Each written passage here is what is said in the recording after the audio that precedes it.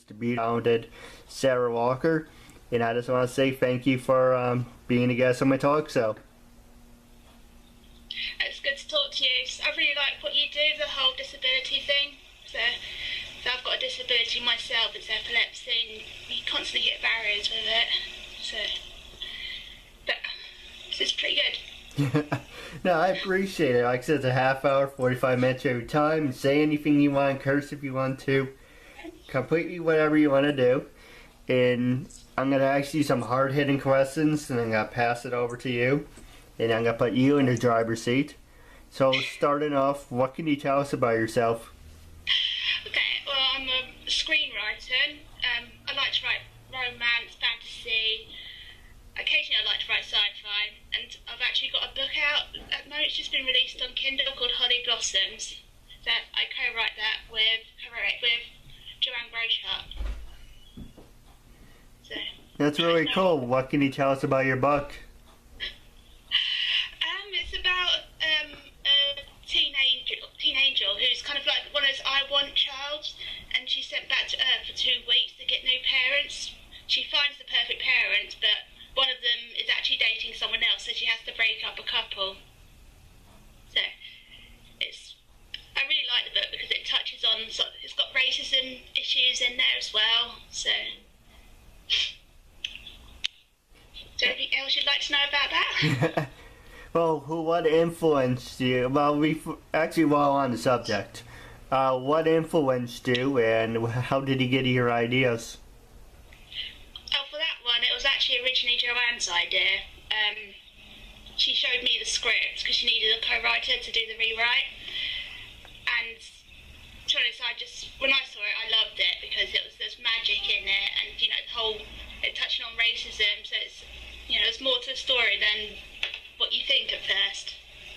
So I think her influence was, to show the difference between marriages in 1955 and marriages now. Because in 1955, it wasn't a done thing for people of different races to date each other. Crowds. So it's a pretty good thing. And then it's still, even though you've got so much time gone by since 1955, there are still people out there that are still racist, and it's a shame, really. So. Yeah, absolutely. I agree with you on that. Yeah.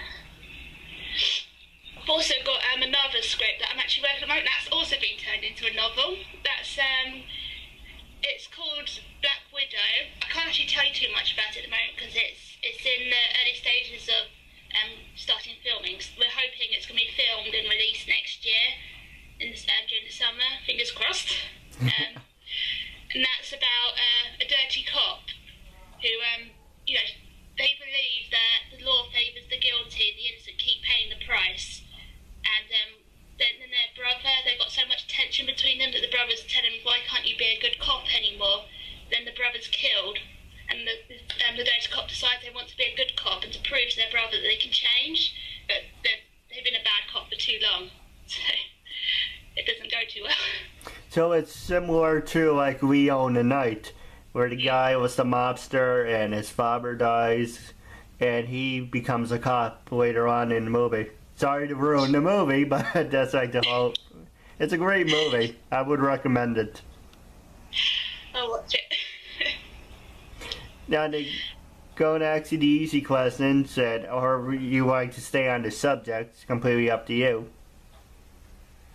Okay, I'll just go with whatever you want to go with.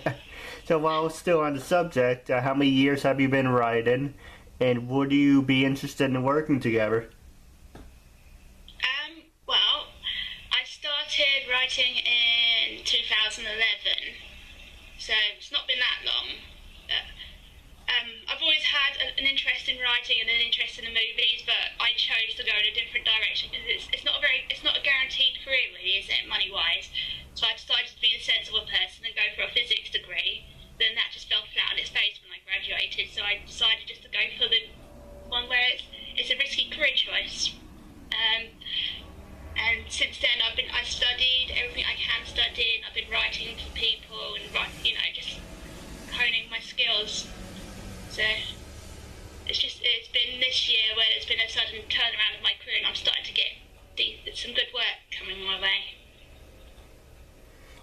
good person. You help me, I help you. You know, it's just always good to network. I'd love to do something with you. So, yeah, what would you have in mind? Just a couple ideas. There's a couple scripts, a couple books, but we can always talk about it off the air. But just overall, you never should miss the opportunity. No, you have to take every opportunity because you don't know which one will succeed and which one won't. So you need to keep your options open. Yeah, absolutely. And now for people who, and I didn't mean to interrupt, I apologize. So, I was going to say, for people, I usually don't do this, but I'm going to make it different. As some people may know from your accent, and you have a beautiful accent, by the way. thank you. And now for people who want to know, I'm from America, and each episode I just do like the same repetition. I don't usually do this, but now I'm going to make it different. Now I'm going to add where you young guys are from. And what can you tell us the difference in from being in the UK, and have you ever been to the States? I have been to the States, actually. I lived in America for 4 weeks whilst I was studying for my degree. And I don't know how to explain the differences. It's really weird, because when I went out there and I was studying, I really struggled to understand the accent for a bit, because they had very thick accents where I went, so that was one huge difference. And they're very laid back, so it was Santa Cruz I went to. They're extremely laid back, and I'm used to, keep moving, keep doing stuff, and, I found that very hard to adapt to. So, it's more wide open as well in America, everything is near each other in England, and when you're in America, you need a car to get somewhere. So no, I don't drive, so it's like, can I get a lift, please? Everyone I saw. So. Well, like I said, I like things to be interactive, so you can get up, walk around. I don't want to impose on you, but would you show us your place? And I know that sounds creepy, and I apologize, but I like things to be like, and you know how everyone sits there and is like, okay, tell me about this, okay, tell me about that, okay, that sounds very interesting, okay, see you later. But I like things you can get up, walk around, dance, or whatever you want to do, but I've never been to England. Do you have any pictures, posters, or anything you like to show us of how things are different, or? I've got artwork that I do. Sure. I actually put them in here just in case you wanted to see them, so. Hold on. Probably won't show very well on this camera, but can you see that? Can you put it more to the center, please? You see it now? Yep, that's really beautiful. You did that? Yeah, I did that. I've also got other ones. I'm painting a rose at the moment. So I wouldn't show you that one because it looks like a wreck, because you can't really tell what it is yet. I'd be embarrassed to show that to you. Don't worry about it. See my garden out back. It's huge. It's beautiful. Do you like that? I don't want to impose on you, but it's whatever you want to do. This is your time, after all. I don't mind. I'd have to carry the laptop to a window, but if you're okay with that. All right, not a problem. We might lose a signal. I'm hoping we won't. How many years have you been in England?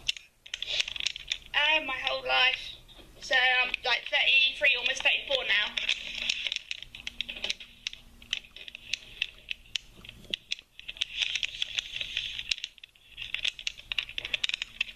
Can you see that?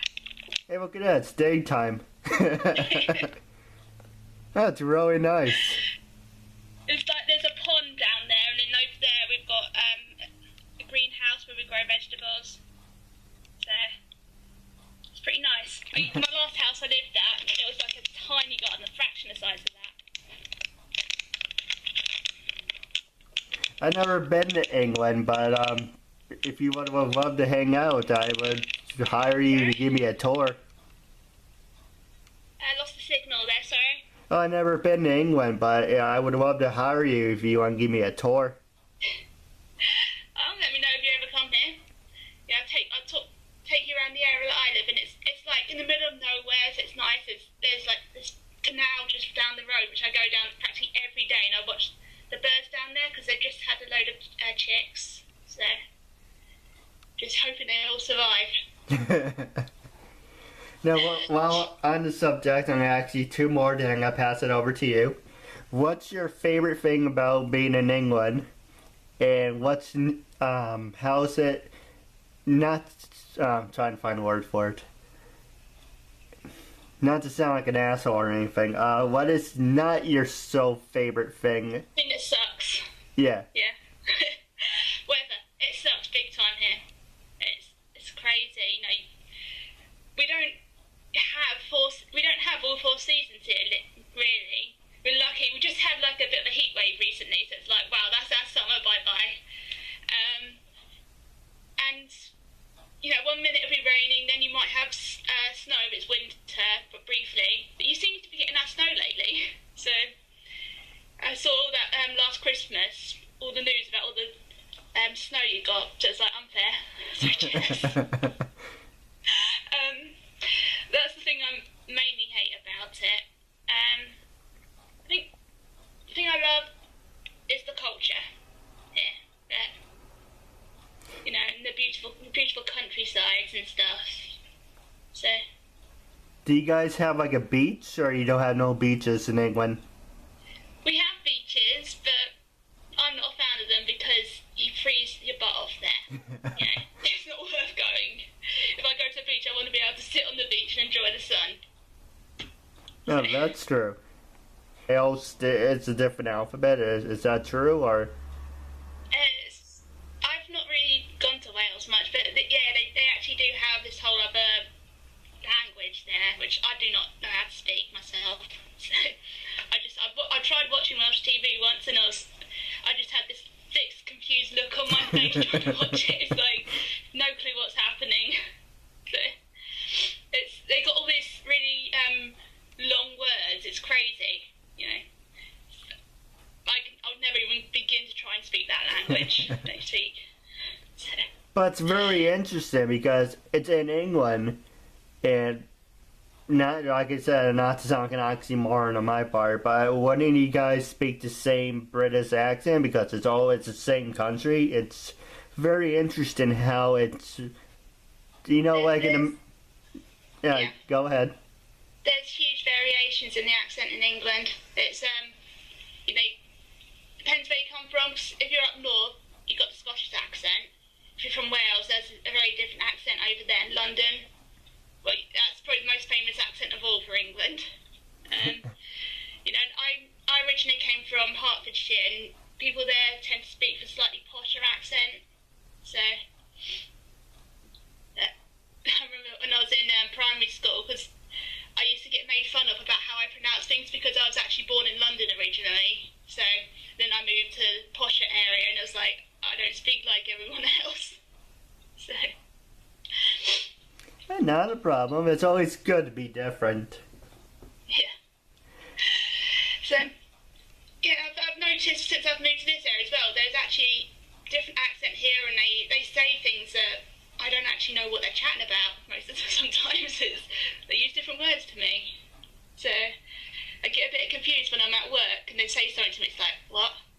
I have no idea what you just said to me. Actually, while we're on the air, instead of showing the after show, I can show you now if you like. Okay. Yeah, as you see, I can move the chair out of the way. You know, basically, I don't have an apartment. I still live at home. Okay. And, you know, this is really the best I can. I have the shades closed. And, can you see really good? Yeah. Yeah. Is that pictures I can see in the back? Yep. Back wall.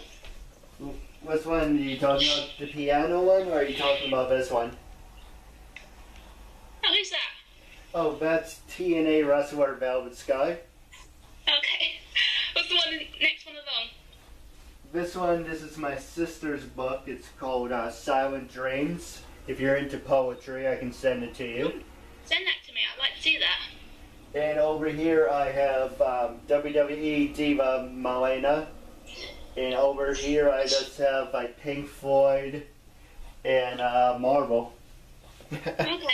And that's really about it. It's a small room. And I wish I had a place like yours. I really would like to have my own studio. But hey, if you're interested, I would love to work with you on that. You can do like, I can pay you like $800 for use of your apartment.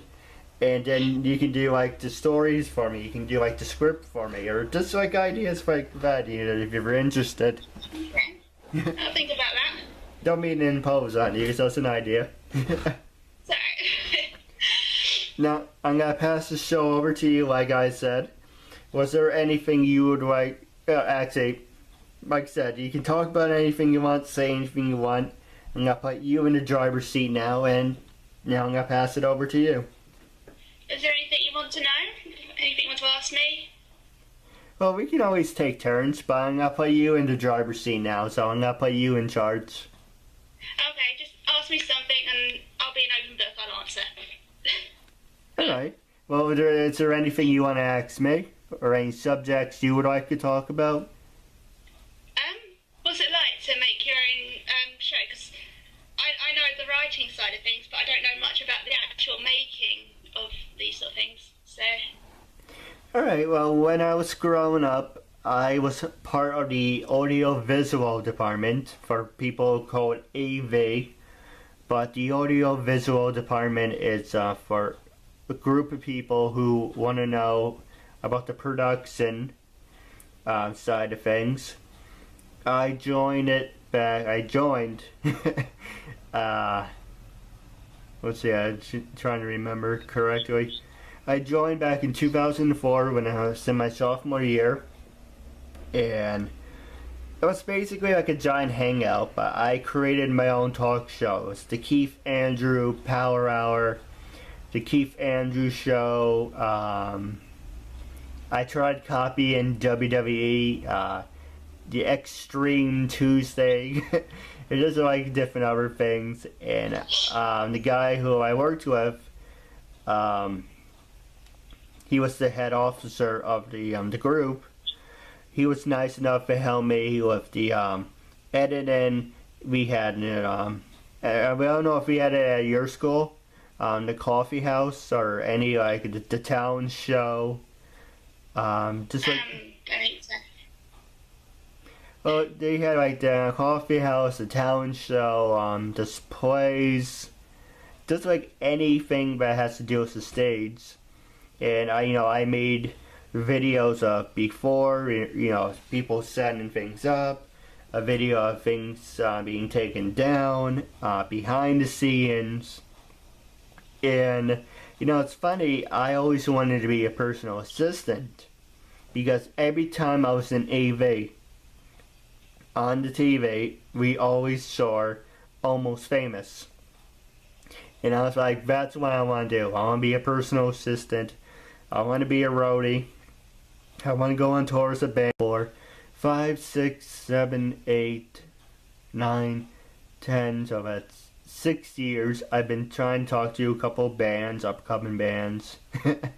I've been trying to tell you, you probably think I'm an idiot, but I was led to believe, because I was using MySpace, I was wink talking to the real people, and sometimes you do talk to the real people, and sometimes it does people they hire.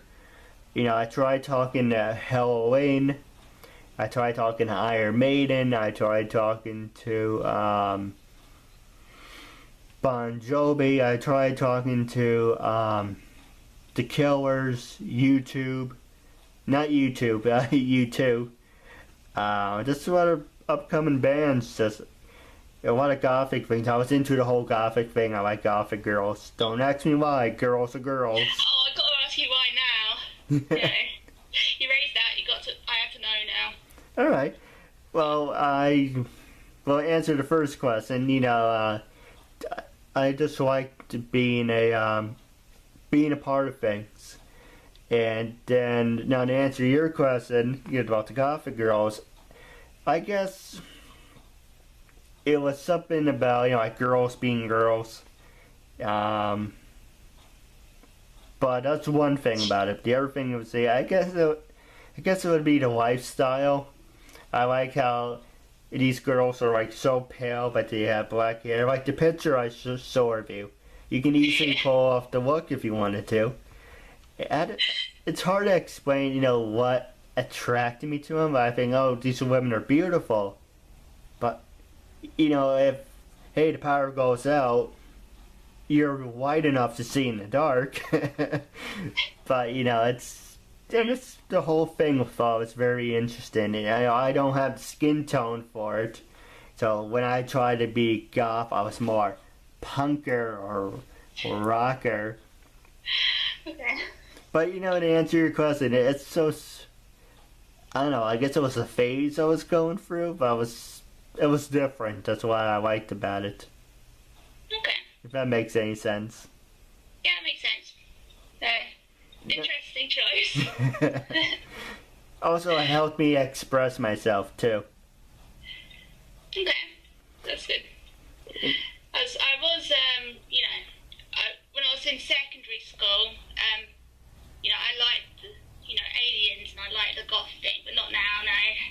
So I actually had a friend in college, she'd wear all black, her skin would be very pale and she'd wear black lipstick, she'd have the complete look, and it's like, no, that's not for me. So, anything else? The one thing I do regret is I had MySpace, and I was... with my social anxiety, and this is how perfect for me because I have panic attacks, I have horrible social skills if you can pick that up. But this really helps me interact with people. I used to work over in retail, and I never had the excuse to walk up to people. Going back to high school, I started in 2005 and working in retail, but 2004 on, use you for a perfect example. I would never walk up to you and introduce myself because I had a fear of being rejected, number one. And I've been rejected. And I just like, well, now I'm working in retail. Now I have an excuse. Say, hey, if you need anything, my name is Keith, blah, blah, blah. And now I'm doing a talk show. I give you a perfect example. I now have the excuse to walk up to someone. Like if I saw you on the street, I say, hey, by the way, I think you're really beautiful. Would you like to be on my talk show? We recently went to a fair, and I interviewed actors, actresses, models, wrestlers, and these are two people who made glass things. They're hanging up on the wall right now, but I guess I can use this one for a perfect example. They have something like this. And now for people who can't see it, it's a picture like this. And they make this. This is a solid glass thing. You've seen them. It's a big, nice glass thing, and they hang up everywhere. And I said, well, I never interviewed anyone who did that before. And I did this whole big speech. I didn't give out my real last name, but my stage name is Keith Andrew. And after I was done, my parents were just sitting there, shaking my head. My brothers are just saying, freaking believable. And so like, what? Well, we can't take you anywhere. And they're like, oh, there's a time and a place to do that. It's like, hey, I saw an opportunity, and I took it. Yeah, well, you're so embarrassing, and if you do that shit again, we're gonna leave you at home. It's like, you know what? I really gotta be supportive, or I really not. I wouldn't be embarrassed. I'd say go for it. You see the mask. Yeah. You don't know if you don't ask. That's true. Yeah. What expression do you like more? I use two expressions. Recently I came up with trial by fire. You're either going to burn or you're either going to sizzle. And that means like you're going to burn as in you're doing something you love and it's moving and it's burning. And sizzle means you got to do something and hit a roadblock, stop, and you got sizzle and the flames got to go out. That's one expression. And the other one is you gotta hit the ground running. So you gotta, like I said, hit the ground running, or you're ever gonna hit the ground and break your legs.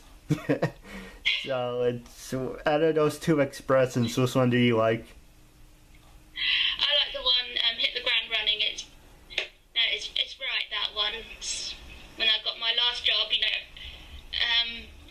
I went from writing spec scripts to having to write on a deadline, and it was like literally hit the ground running. I had 4 weeks to get a script done. So yeah, I like that one. There's the whole learning how to the business side of things. It was a low budget script as well, so it's like, oh my god, I'm scared.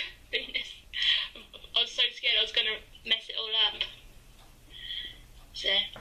Now, while on the subject, I know I asked you this, but just throwing it back out there. Like, who influenced you, and how did you get inspired of being a whole writer and writing thing?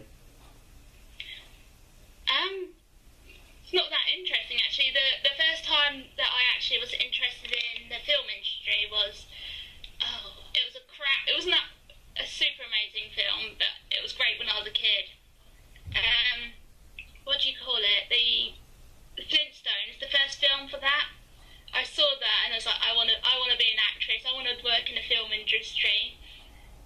But then since then, it's just I'm a very opinionated person. So I just want to write, tell people these stories I've got going in my head. So it's nothing like one of those awe-inspiring stories or anything.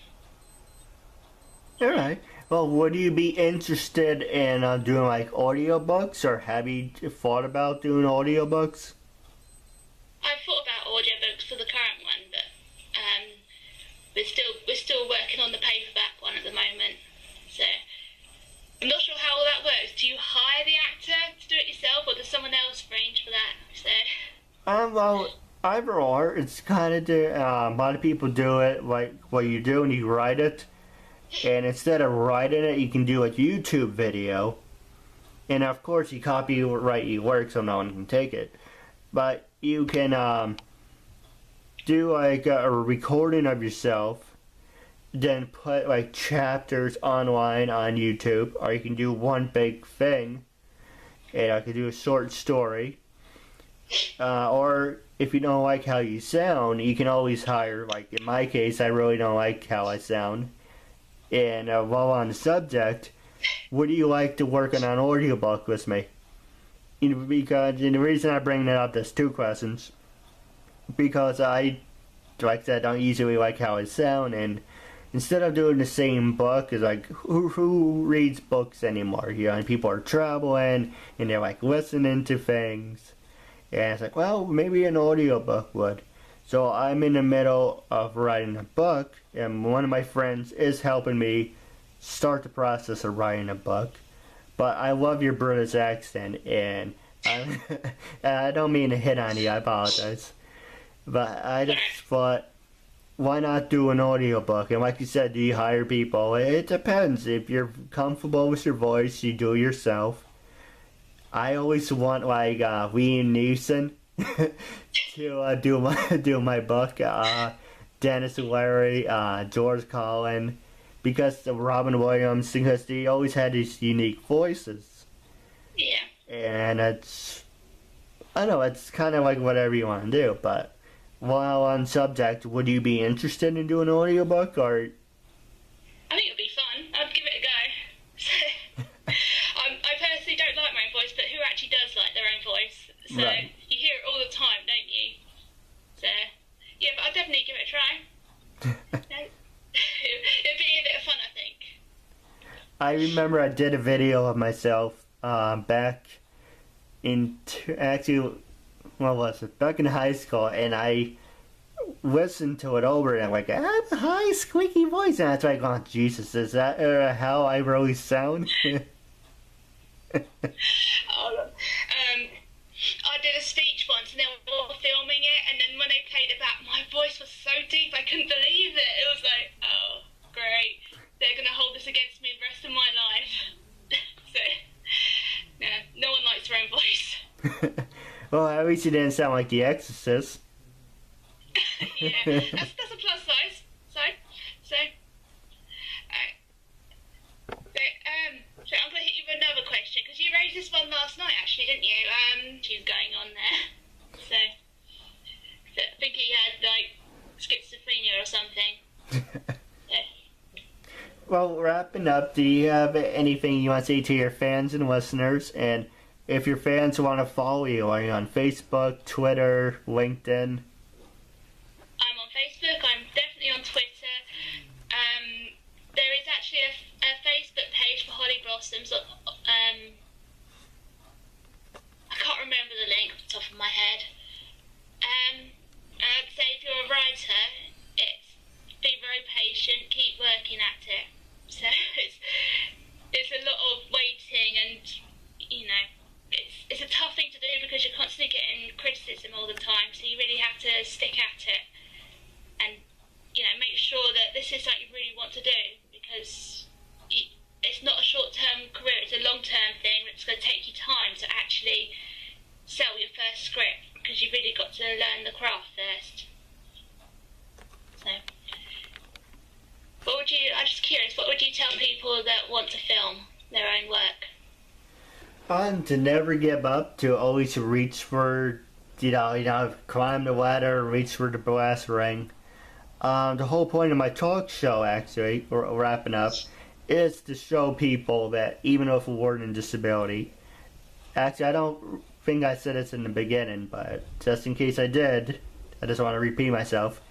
The whole point of my talk show is to show people that even with a learning disability, I can still overcome controversy and reach my goals in life.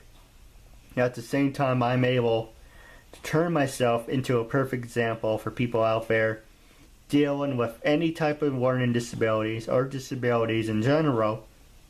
But you should never give up, have people label you, and prove to them to amount to something. And basically, making a long story short, it's that you should never, if you're in a wheelchair and you want to become a producer or an actor, go for it. If you're blind and you want to learn how to dance, go for it. You never let labels stand in your way. Never let people label you. You live only once, and as long as it's not hurting other people around you, you should do what you love. Yeah. So you don't know, do you, unless you try. So. And